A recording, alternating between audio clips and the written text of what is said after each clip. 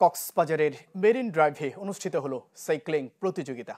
সকাল 6:15 মেরিন ড্রাইভের দরিয়ানগর পয়েন্ট থেকে শুরু হয় যাত্রা আর শেষ হয় ইরানি সৈকতের বেওয়াজ হোটেলের সামনে। সেনাবাহিনী ও জেলা প্রশাসনের যৌথ আয়োজনে রাইড ফর গ্লোরি প্রতিপাদ্যে অনুষ্ঠিত এই প্রতিযোগিতায় 26 নারী সহ অংশ নেন 400 প্রতিযোগী।